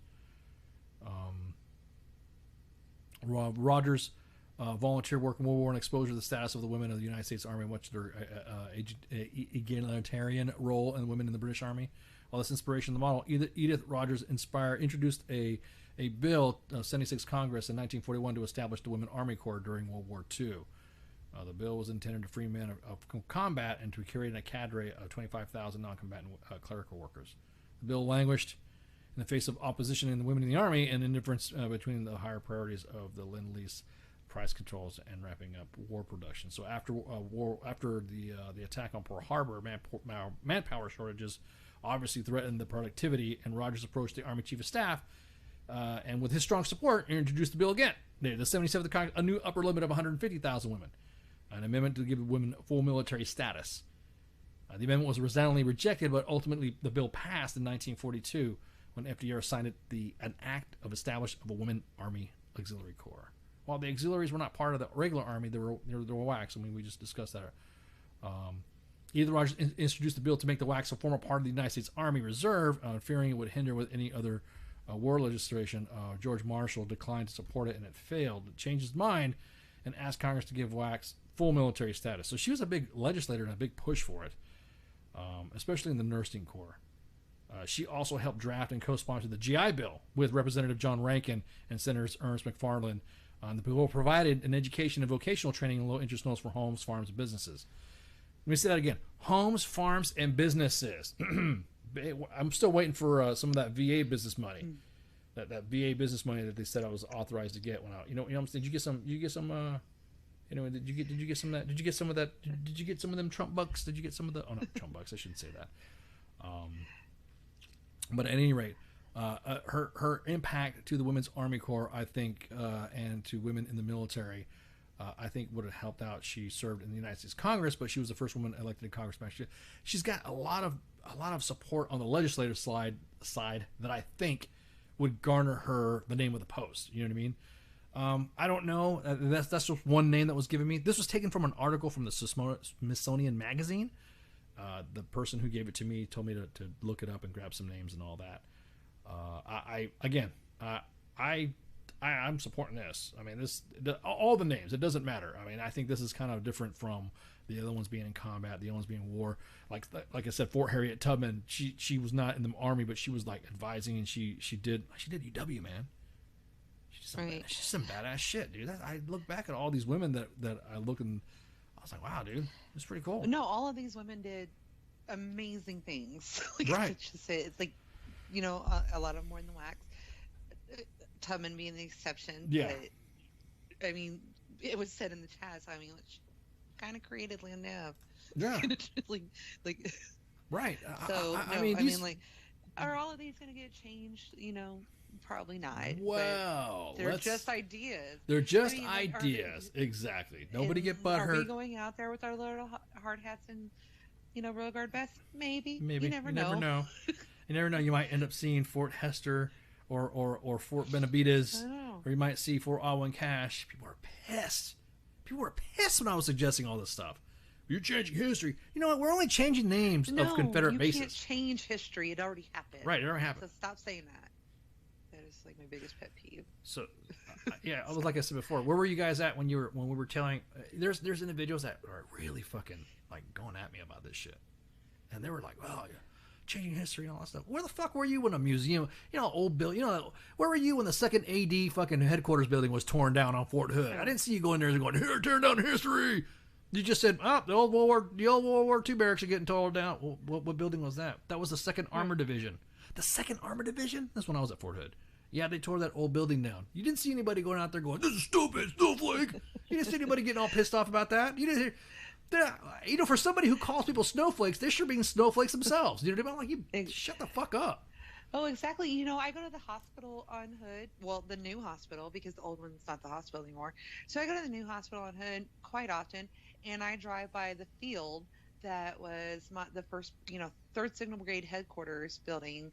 Like when I first came to Fort Hood in 1996, and the first building I worked in, all of that is just a field now. There's no buildings there anymore. That's messed up. We need to go ahead and write Congress and summon the ghosts. Right, where are all these old World War II built buildings? Right, they're all torn down because they were just old-ass buildings. This is a disaster. What are you doing? Why are we doing this? Why are we having this? This is a whole hot mess. Right, Third Seg has a fancy new headquarters building. I don't know, somewhere closer, to where my barracks were. But that's a whole field, like where my 400 years in the Army were spent. But 400 years in the Army, it just makes me mad when I see people saying that shit. They're like, "Oh, it's better. Oh, why you and they're changing history and blah blah blah blah blah." Well, here's what happened. Yeah, but they didn't change the history. I was still, Yeah, everybody knows on that field. Right. I didn't change. I was out there sweltering my ass off on that fucking field too. I was like, "What are you talking about? I'm not. It's hot. It is. Yeah, I know. And history changed. We know what happened. We are the U.S. of A. Right. We know who won the Revolutionary War. You don't see any King fucking Philip or Prince George's bullshit up there. Do you see that crap? Do you see that? You don't see it at all.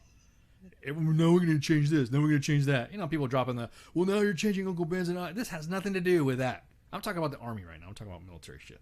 I'm talking about stuff that to our whatever. I mean, think about it. Right. So when it first came out and it was published, D. Treacy said, no, not going to happen. So, all right, well, whatever. Well, then memes were made. Things happened. Choices were made. Memes were made. Sent to everybody. I'm not saying I was part of that campaign, but I would like to say I helped. So now I think you were there. I think I was there. Yeah, everybody. So now D. Treacy now is opening up to the idea and warming up to the idea that renaming military bases to change the name that honor Confederate generals. Like, this is of hotness, like as of recently of excellence now. So White House officials are revisiting the idea of renaming U.S. military bases named after Confederate generals. That, of course, Trump said no. First time. Citing information of three administration officials, NBC News, CNN News, a lot of other news agencies have confirmed, other people that I talked to as well, reports that the Trump administration may opt to alter the names of some of the bases designated for former Confederate leaders. It comes as the municipalities across the country remove monuments and figures associated with slavery and the Confederacy, and many in response to recent civil rights protests. Again, I don't care about the name change. I don't. As long as we're replacing them with individuals that at least have served our country and have done a contribution to the military and have assisted in all and are heroes and they're American, what the hell's wrong with that? Who cares, right? If it's not a big deal to you, right. Why do we need to change the name? It's not a big deal. Well, okay, then we can change the name. Like I said, their first reasoning that they put out when their press secretary, it was complete and total bullshit. Right. So I think that, and then I think they're realizing that we don't care. Did you hear what? Yeah, she said it was like, because people want to go and deploy. When they go and deploy, they're going to come back and remember the hallowed ground of the names and the posts that they went to. I'm sorry. No, I don't want. Yeah, I don't want to get killed in combat, and at my funeral, I don't want you to read that all spanky. I want you to say he didn't give a shit about fucking Fort Hood. He doesn't mind about the names. Who cares, right? No, they did. Nobody did. Nobody sat there and said, I can always say that Fort Hood is always going to be in my memory of Fort Hood. Oh, when I die with my hollow ground, I don't want my ashes sprinkled on Hood. I don't care. You know what I mean? That to me doesn't bother me at all. And yeah, you're right, Koss. That's another thing too. The destruction isn't necessary, but a historical fact. Just like we have the Holocaust Museum, right? Just like we have World War II museums. Just like we have other museums that show both and we have it on some installations as well, right? If you go to Fort Hood, if you go to Fort Bliss, you go to Fort Bragg. Well, I don't know about Fort Bragg because they did some of their museum. I don't see anybody getting pissed off about that one. But anyways, they have artifacts from the enemy. If you go to the Army Special Operations, Airborne and Special Operations Museum, you see enemy artifacts. You see artifacts from the bag. Well, what's wrong with that? Why don't we have a National Civil War Museum? What's wrong with that? Having a museum of, having museum pieces just like that. If we can have a museum that dedicates the battle and the wars that we went through and all that, we talk about both sides and all that stuff. The unique and unorthodox fact that we have a civil war where Americans were pitting against, a brother against brother type shit, using that theme that everyone likes to say. What's wrong with that? What's wrong with having a National Civil War Museum where it is a Civil War museum and it's discussed whatever? I think it'd be pretty political, though. I'll be honest with you. It would be political as hell because one side would want to say one side is right and one side will come in and say another side's right. Yeah, just like about to say, I heard there's a war museum in Seoul. It'd be cool. We're not picking any sides. We're just telling you what happened, these events that happened. Everybody knows that the shelling of Fort Sumter happened. Everybody knows that, right? Everybody knows about freaking Pickett's charge. Everybody knows that. That is written history. I didn't need a fucking statue to know that. I'm from the West. I don't need a fucking statue that is like got knocked over somewhere around here to say, oh, well, it's just a history's erased. No, actually, I read in the book. Colonel Shaw, the movie Glory. Have you ever seen the movie Glory? The 54th Massachusetts. You saw that movie? Have you seen that movie at all with Matthew Broderick It's and been a long Morgan time, Freeman? Yes. Yeah. Yeah, exactly that, Scott. I'm surprised there isn't a Civil War museum. So why not have a Civil War museum? So that way everyone could be there to atone and heal and all that, and come to an understanding where each side is coming from. Because right now it's divisive as fuck. And if you're really getting pissed off, it's like, well, that's a Confederate flag. Then what flag are you flying? I don't care. At that point, who cares? It's just a flag, right? I mean, is there not a National Civil War Museum? I don't think there is. I know there's a Lincoln Memorial, but Ari, I only spent like a couple days. Ari, I spent like a shit ton of time there. Ari's got a question. How come there's not any forts or monuments that are important to French leaders who helped the country to attain independence? Without France, there wouldn't even be America. You damn right. Without French, without the Frenchies, without France, we would not have had liberté. However, the sister city of Fayetteville is Saint Nouveau, France, where Marquis Lafayette came from. Lafayette Park, in front of the White House. Lafayette is named for Marquis Lafayette. So we do have, but I think it's not. I think that history, it's like a pick and choose kind of history with that. You know, you're gonna pick and choose on that shit. Well, then okay, let's discuss the good point, Ari. Let's discuss the French involvement in the Civil War. You really have it. Don't even talk about the Prussians. Even in Virginia, there's lots of I don't know, towns, counties, or whatever named after all of the king's, dukes and stuff. Like there's Suffolk and Norfolk, and so I'm like, it's not like all of the stuff from Europe didn't make it over here. Right, right. But I think when you go into the what about, oh my God, dude, stop. We're only talking about. It all made it over here. You know what it is that it's here's the thing. When you do that, all you end up doing is inciting the argument to lead up to that. It's almost like a situation to where if you don't introduce your child to violence on TV, the child's never going to realize that there's violence on TV. It should all be Blue's Clues and Bubble Guppies and fucking Teen Titans Go and having to sing all the Disney songs for your daughters like I had to do. But you know what? If you introduce them to violence, then you're gonna sit there and say, "See, child is violent. We have violence." Well, nobody fucking asked you to do that. Nobody asked you to introduce your child to violence. It's the same thing when you plant these ideas yourself. Well, the next, they're gonna start taking down other statues. Well, guess what they're doing now because you suggested it. You got to be careful when you say the freedom of speech shit, because then it's also gonna apply to shit that you're not gonna fucking agree with. I get arguments with some of my friends all the time. I mean, I'll sit there and shoot the shit, pick up the phone, and hey, how you doing? Hey, how's it going? Blah blah blah. And hey, how you been? All right. All right, cool. How's the family? Oh yeah, doing whatever. How's the little guy? I see, he's getting big. I'm like, yeah, he's getting big. All right, all right, cool. Yeah, everything. And then he goes like an awkward. You get that awkward fucking silence, and then like, so you've been upsetting the web. What do you mean? You posted some pictures of some new posts. Is that what you fucking called me for? Is that what it is? Shut the fuck up. People just like getting mad. I'm like, well, who cares? All I did was just get an idea. And it's like, you know what? Doing it in text or doing it via tweet or in an email, it doesn't really work. Let me show you. Let me see what it looks like. No, it doesn't. Let me see. Let me see what it looks like with a sign. Man, if you just fucking thought I had damn, like you said, you thought I actually did it. But, anyways. Okay. So we had some housekeeping. Do we have anything on? We're good, right? I mean, everything's good. I mean, with the last cut, she's good. Yes, for Monday. All right, for Monday. Okay, so check this out. Next 2 weeks, you guys saw that guy that was rallying up the soldiers on the protest. They're all holding their shields up, and he told everybody to get in a phalanx. That soldier, Wayne Naden, he's going to come on. He's going to join us next week on Monday. And he's an Army veteran who appeared in a viral video during that protest in D.C. We're going to hype it up and show you guys, all the stuff that happened, and then we're going to get his idea. I think he wants to get back in the Army. Let's see if we can help him do that. We'll get him his tent. But we're excited to have him on. I think this is like his first. I don't know if it's his first appearance or not. I like to hope it is. But if not, we will give you guys and gals all the deets on him. And then that week for Sergeant's Time is going to be Command Sergeant Major Rob Craven. He hails from Swords, Louisiana, enlisted in the Army March 1st, 1995 as an 82 Charlie Field Artillery Surveyor, and then reclassed to HIMARS Fire Direction Specialist. He'll be joining us on Sergeant's Time to talk about the 5th Security Forces Assistance Brigade, part of the Security Forces Assistance Command. This is a new unit that stood up in JBLM, Joint Base Lewis McChord, to handle the Indo-PACOM area of responsibility. I'm excited because, we shot the shit before. You guys are going to have to keep up because me and him will go back and forth a mile a minute.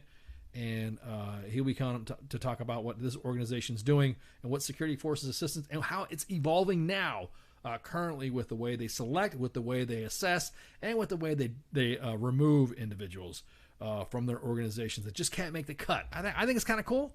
I think it's a decent concept. It assists the Special Operations Forces from...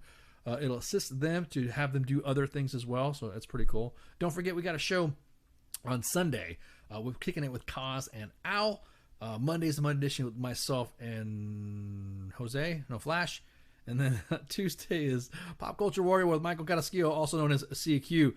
I'm excited because we're getting ready to get a new show up, and it's going to be pretty soon. And once I get some of the information down and graphics up, Radar is going to have his own show, and I'm excited. So be prepared to see some tests. More than likely, you'll see some weekend shows. You'll see probably a Friday or a Saturday, and then maybe a Wednesday event. And then, so again, it'll be Radar doing his stuff and see what happens. And then, of course, got to wish everybody, got to wish our new hosts a success. I know CQ's kicking ass and taking names. And that means we're going to be looking for other co-hosts, and that means we're going to be looking for two more co-hosts to hang out with both. So I can't wait. Maybe we'll have see what maybe the Pooks can come out of the freaking out of the sea as Godzilla and maybe come out and help out. But at any rate, you got anything for me, Spanky? Are you good, or are you ready to rock and roll? Oh, I'm good. I appreciate everybody joining us. Sweet dreams, everybody. We'll see y'all next Thursday. I've missed y'all. I have. It seems like it's been forever. I know. I was here last week, but after taking a couple weeks off, it does seem like it's been forever. Exactly. Okay, guys and gals. Hey, thank you all for joining us, and then we'll see you next week. Shots. See you. Hey, this is SEAC retired John Wayne Troxel. You're listening to WTF Nation Radio, the station of choice for all of the badass MFers on the planet. The voice of U.S. Army, WTF Moments. This is WTF Nation Radio.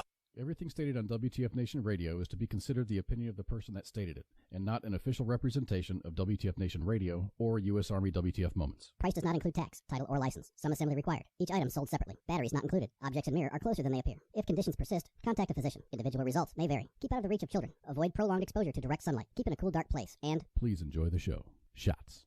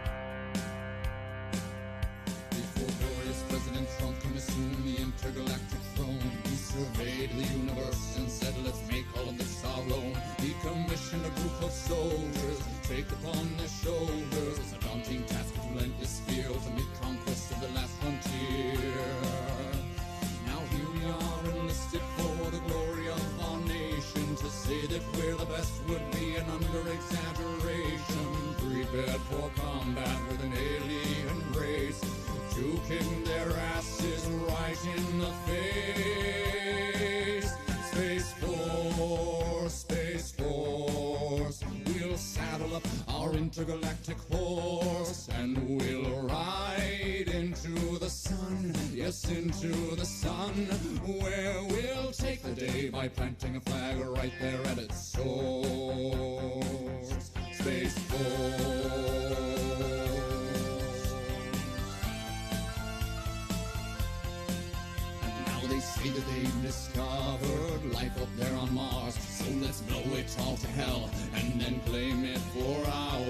We'll paint the moon red, white, and blue for no other reason than we wanted to. Oh, Jupiter, imagine what you could become. A stupid, pointless planet turned into a giant gun. And Russia, so sorry, have to burst your bubble. Be a good sport now, sit back, relax, and watch us through the hubble as we celebrate the greatness of the United Planets of America. Space Force,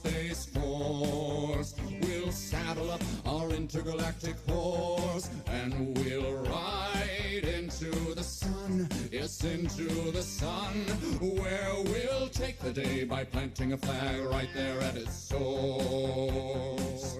Space Force.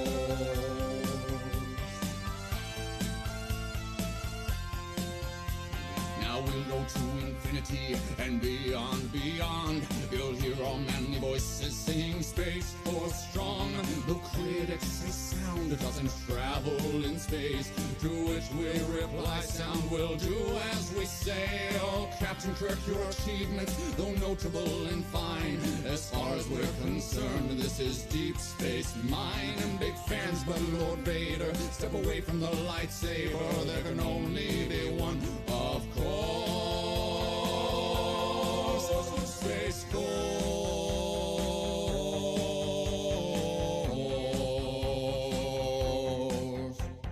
Ra-da-da-da-da-da, ra-da-da, ra-da-da, ra-da-da-da-da-da-da-dum-dum-dum-dum, ra-da-da-da-da-da, ra-da-da, ra-da-da, ra-da-da-da-da-da-dum-dum-dum-dum-dum-dum. Space Force, Space Force, we'll saddle up our intergalactic horse and we'll ride into the sun, yes, into the sun, where we'll take the day by planting a flag right there at its source.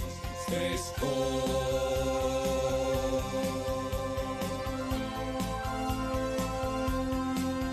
Space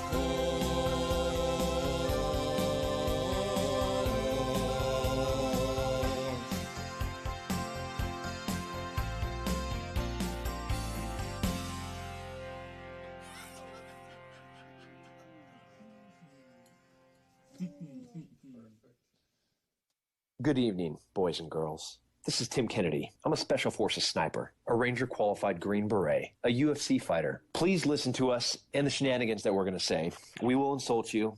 There will be racial slurs. We will be sexist. We will offend you. But there will be magic, and a unicorn will be raped. So enjoy the show. Thank you for listening on WTF Nation Radio.